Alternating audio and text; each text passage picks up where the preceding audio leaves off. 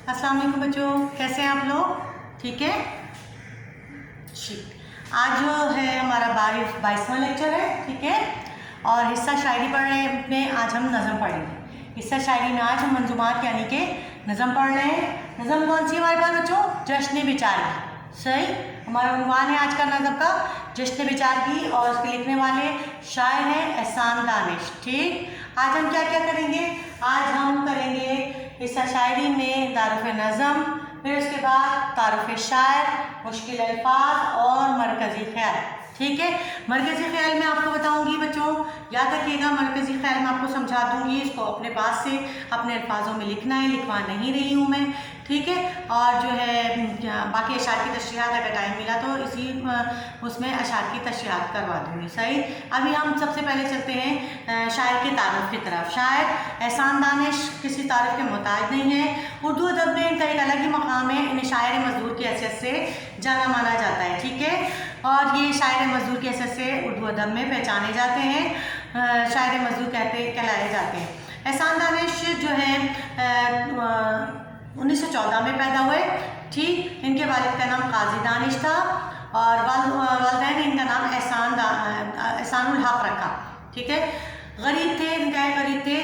वालिद जो है वो भी पेशेवर मजदूर थे, मजदूरी करती थी तो उनके घर का चूल्हा जलता, मजदूरी करते थे तो उनके घर का चूल्हा जलता था। और जिस दिन मजदूरी नहीं मिलती थी तो उस दिन फाका होता था।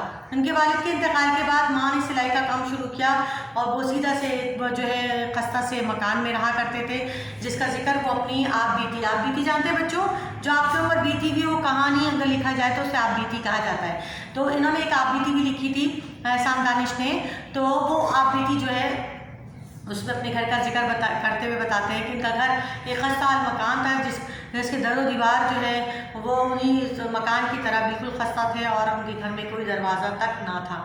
ठीक, तो इसी हालात में उन्होंने परवरिश पाई, चौथी तक जो है बामुश्किल तमाम तालीम हासिल कर सके। जो है उसके बाद तालीम का सिलसिला मौकूफ़ हो गया। लेकिन क्या हुआ कि मुताले का शौक़ इस कदर था कि उस शौक़ को मद्देनज़र रखते हुए जो है कहीं से भी कुछ मिल जाता तो मुताला करते और इस तरह उर्दू और फ़ारसी ज़बान भी सीख ली।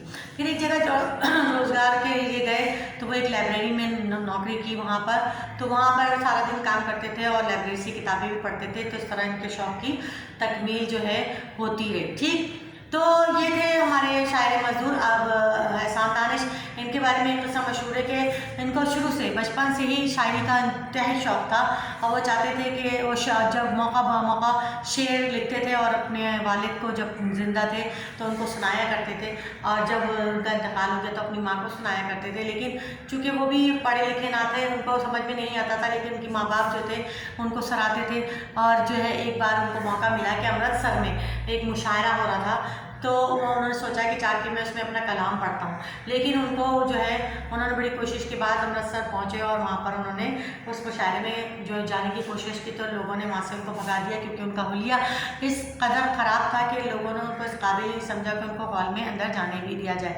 बहरहाल बड़ी कोशिश और जद्दोजहद के बाद मुश्किल तमाम जो है वो हॉल के अंदर दाखिल हो गए और अब स्टेज पे जाने का मरहला बाकी था। लोगों से बड़ी मेहनतें समाजत की, लेकिन किसी ने उनको हॉल में जाने के लिए नहीं दिया। जब बहुत अपनी ज़िद पे अड़े रहे और मुसलसल कहते रहे तो एक आदमी ने गुस्से में आकर उनको जो है बतौर इंतकाम जो था स्टेज पे बुला लिया ताकि इनका मजाक उड़ाए लोग। और जो है इनका हुलिया इस तरह का था नहीं और लोग जो इनका मजाक उड़ाएँ। तो जब वो स्टेज पे पहुँचे तो वाकई लोगों ने उन पर आवाज़ें कसी और उनका बड़ा मजाक उड़ाया। लेकिन जो ही उन्होंने अपने अशार पढ़ना शुरू किए तो माहौल में एकदम सख्ता हो गया और लोग बड़ी दिलचस्पी से उनका कलाम सुनने लगे और इस तरह उन्होंने सारा मुशायरा लूट लिया। और इनाम के तौर पर एक सिख ने उन्हें, जो साहिब ज़ौक़ था, उसने उन्हें 25,000 रुपये इनाम में दिए और एक गोल्ड मेडल भी उनको उस वक्त दिया गया। देखिए ये होती है मेहनत बच्चों, मेहनत बंदा करे ना, इंसान मेहनत करे तो कोई वजह नहीं कि कोई काम नामुमकिन है। ठीक है, ये था एहसान दानिश का मुख्तसर सा तारुफ जो मैंने आपको करवाया। एहसान दानिश के बारे में अगर आप खुद से भी लिखना चाहें तो आपको जो मैंने उनके बारे में थोड़ी सी इन्फॉर्मेशन दी है वो आप खुद भी लिख सकते हैं। ठीक है, तो आपको इतना जाना ज़रूरी है, जब भी आप पढ़ें तो आपको इतना जाना ज़रूरी है कि कौन से शायर को, कौन से नसर निगार को आप पढ़ रहे हैं और उनके साथ उनसे रिलेटेड क्या क्या बातें वो आपको पता होनी चाहिए। ठीक है, अब हम इसके बाद आते हैं मरकज़ी ख़याल की तरफ। ठीक है, दर्ज-ए नज़म जो है आप उसको मरकज़ी ख़याल इस तरह लिखेंगे कि दर्ज-ए नज़म जश्न बिचारगी से ली गई है और इस नज़म में एक मज़दूर की बेटी की कहानी, मज़दूर की बेटी की शादी से मुताल्लिक़ और पूरे माहौल के मुताल्लिक़ जो है रुदात बयान की, एक कहानी बयान की कि एक मज़दूर किस तरह एक गरीब मज़दूर किस तरह अपनी बच्ची की शादी करता है और क्या क्या उसको जहेज़ भी देता है और क्या क्या वो माहौल होता है उस वक्त का वो उसने पेश किया है कि वो अपने जिगर का टुकड़ा जो है जो किसी के दूसरे के हाथ, दूसरे मज़दूर, वो भी एक गरीब आदमी उसके हाथ में सौंप रहा है तो वो उसको जो है अपने जो एहसासात बताता है, जो अपने दिली जज्बात बताता है, उस वक्त का तमाम माहौल जो है उसका मंजर बड़ी खूबसूरती से पेश किया है और बताया है उसमें कि गरीब मज़दूर की बेटी जो है खुददारी और शर्म हया का पैकर और सब्र व क़नाअत की दौलत लेकर अपने घर से जा रही है और एक गरीब मज़दूर उसी की तरह गरीब मज़दूर है जो मज़दूरी करता है तो वो दूल्हा बना हुआ आया है और उसके जो हालात हैं वो भी जो है इन्हीं की तरह है। ना कोई उसके साथ ढोल ताशा है, ना उसके साथ कोई जो है बाराती है, बस अकेला वो वाहिद है जिसे पर पोशाक भी उसी की मुखलिसी की मुँह बोलता सबूत है और जिस शख्स का साथ निभाने के वालिदैन जो है अपने बेटी को नसीहत के साथ बस वहाँ से रुखसत करता है और वो अपनी मिजाज खुदा के साथ जा रही है और उसे नसीहत करता है कि अब तुम्हें अपनी बेटी को नसीहत करता है कि अब ये तुम्हारा मेरे बाद अब ये तुम्हारा मिजाज खुदा है, अब तुम्हें निकलना है तो वहाँ से मर कर ही निकलना है और तुम्हें इसका साथ निभाना है और मिजाज खुदा उसके मिजाज खुदा से भी एक वादा लेता है कि मेरी बेटी को खुश रखना हर हालात में जो है जो मेरी बच्ची जो है हालात को निभा सकती है। मैंने इसको इस तरह की तरबियत दी है कि वो हर किस्म के मसले मसाइल तुम्हारे साथ जो है निभा सकती है, तुम्हारे साथ रह सकती है। ठीक है, ये था इसका मरकज़ी ख़याल। ठीक है बच्चों, अब मैं थोड़ी सी आपको जो है नज़म का पूरी नज़म नहीं पढ़ाऊँगी बेटा, बहुत बड़ी नज़म है तो ठीक है थोड़ी सी पढ़ाऊँगी और एक दो अशार की तशरीहात करा देती हूँ तो आप लोग जो है बाकी की नज़म की तशरीह जो है खुद करिएगा वरना लंबा हो जाएगा लेक्चर से ये ना। और जहाँ पे भी आपको मुश्किल लगे वो आप ज़रूर मुझसे बेशक मुझसे मैसेज के ज़रिए पूछ सकते हैं, फ़ोन करके पूछ सकते हैं, जैसे आपको सूटेबल हो बताइएगा। ठीक है दाग दिल एक शाम सियाह पोश का मंजर था जुल्मत खामोश में शहजादा कावर आलम में मचलते ही को थे रात के गेसू अनवार के शाने पे थे जुल्मात के गेसू ये वक्त इदारत दफ्तर मजदूर की रुखसत अल्लाह क़यामत की क़यामत। ठीक है, ये कह रहे हैं कि एक बहुत ही सोगवार शाम का रात का मंजर है और जैसे सूरज जो है छुप गया है और तारीकी ने अपनी जगह ले ली है। शहजादा कावर से मुराद यहाँ पर सूरज है, सियाहपोश से मुराद शाम का सोगवार मंजर। ठीक है, अनवार यानी नूर की जमा। कह रहे रात जो है रात का अंधेरा, रात की गेसू यानी रात का अंधेरा ख़त्म होने को है और नूर सुबह की जो उजाला जो है वो फैलने को है और जो है एक मज़दूर की बेटी की रुखसती का वक्त आया है। ऐसा लगता है जैसे कोई क़यामत आ गई हो। ठीक है, नौशा का जो सर पे बांधे हुए सहरा भरपूर जवानी में था उतरा हुआ चेहरा अंधो टपकता था बशाशत की नज़र से मुरझाए से रुखसार के पापों के असर से कुर्ता भी पुराना सा था पगड़ी भी पुरानी मजबूर थी किस्मत के शिकंजों में जवानी हमरा नफीरी थी न बाजा न ताशा आंखों में था बेमहरी आलम का तमाशा मजमा था ये जिस खस्ता अफसुर्दा मकां पर था भेस में शादी के वहाँ आलम में महशर। ठीक है, अब देखिए इसमें नौशा के मतलब है दूल्हा। ठीक है, नौशा का मतलब है दूल्हा, बशाशत यानी फरहत ताजगी, रुखसार गाल को कहते हैं। ठीक है, कुर्ता जो है हमारी ड्रेस है, पगड़ी आपको पता है पगड़ी का, शिकंजो यानी जकड़ा हुआ, बेमहरी यानी बेमुरव्वत, हमरा नफीरी एक साज होता है बाजा जिसको बजाते हैं, ताशा ढोल को का है। ठीक है, अब इन्हें कहा जो दूल्हा आया है वो भी सेरा बांधे हुए है और भरपूर जवान आदमी है लेकिन इसके चेहरे से जो है कहीं से भी ताजगी या बशाशत नज़र नहीं आ रही है, और एक गम टपकता है, अंधो माने गम, एक गम टपकता है उसके मुरझाए हुए रुखसार से, और उसकी बातों से एक गम टपकता है, नज़र आता है कि वो एक जो है गरीब मजदूर है जिसकी चेहरे पे कोई फ्रेशनेस नहीं है, और वो बहुत बेचारा गम से चूर है, और कुर्ता भी इसने पुराना सा पहना हुआ है, पगड़ी भी इसकी पुरानी है, और क्योंकि मजबूर है वो, क्योंकि वो गुर्बत में झगड़ा हुआ है बुरी तरह से।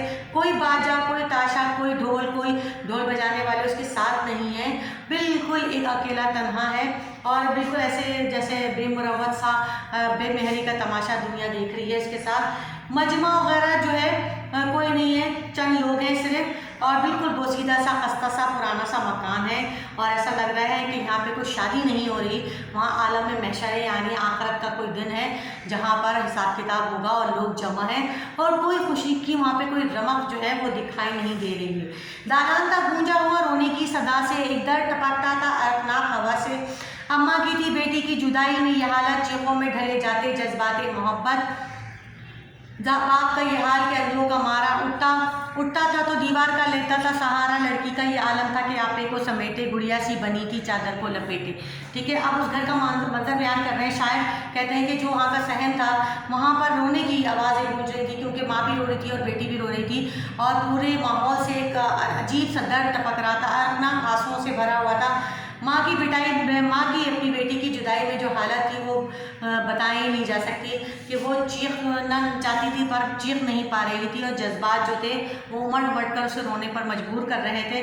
बाप भी थकन से और गमों से चूर था, उठता था, दीवार का सहारा लेता था, और लड़की भी एक कोने में सिमटी हुई बैठी हुई थी, और अपने आप को उसने चादर में कैद किया हुआ था। न पाँव में पाजेब, न पेशानी पे टीका, इसका का अफलास का हर रंग का पीका। आखिर न रहा बाप को जज्बात पे काबू, थर्राने लगे होंठ, टपकने लगे आंसू। और जो एक दुल्हन का जो एक पहनावा होता है, तो उसके टीका, झूमर, पाजेब, हार, वो कुछ भी इन तमाम चीज़ों से थी, उसने कुछ भी ना पहना हुआ था, और हर चीज़ जो थी वहाँ पर कोई ऐसा रंग नहीं था जो लगे कि शादी वाला घर हो और जहाँ पे शादी की रंगीनियाँ हो, ऐसा कुछ वहाँ पर नहीं था। आखिर बाप को जो है अपने जज्बात पर काबू ना रहा, और अपनी बेटी को जो है उसने जो है दामाद जो उसका आया है, जो दूल्हा बन के लड़का आया, उससे कुछ इल्तिजा की, कुछ रिक्वेस्ट की, नसीहत की। कहा, कहने लगा नौशाए जाने पिदर सुन, एज बजाय सुकून लफ्ते जिगर नूर नज़र सुन, गरचे मेरी नज़रों में तारीख खुदाई, हाजिर है मेरी उम्र की मासूम कमाई, इस सांवले चेहरे पर तकद्दुस की ज़ियाए पेकर, ये फल पानू से आया, इसके लिए चक्की भी नई चीज़ नहीं है, बेटी है मेरी दुख्तर परवेज़ नहीं है, गुर्बत में पैदा हुई है, गुर्बत में पली है, खुददारी तहजीब के सांचे में डली है, जिन्हार ये जेवर की तमन्ना ना करेगी, ऐसा ना करेगी, कभी ऐसा ना करेगी, शिकवा से तकदीर का करना नहीं आता, इदारे की सरहद से गुजरना नहीं आता, ऐसा भर के कुकर से पापों की है आदत, माँ बाप से पाई है वरासत में कनात, इसकी भी होगी खुशी तुम्हारी जो रजा हो तुमसे, तुम इसके लिए दूसरे दर्जे के खुदा हो। ठीक है, अब उन्होंने अपने दामाद से कहा कि देखो जाने पिदर, यानी मेरे जो है मेरे होने वाले दामाद, मेरे बेटे, सुनो कि मेरी जो सुकून लफ्ते जगह, मेरी जो बेटी है वो मेरी आंखों का नूर है। ठीक है, मेरी नज़रों से दूर होती है तो मुझे जो है बहुत दुख होता है, लेकिन ये मेरी तमाम उम्र की मासूम कमाई है। क्यों? क्योंकि इसके अलावा मेरी और कोई जमा पूंजी नहीं है। ठीक है, इस चेहरे की सांवली है, रंग गोरा है, लेकिन इस पर पाकीज़गी का नूर है।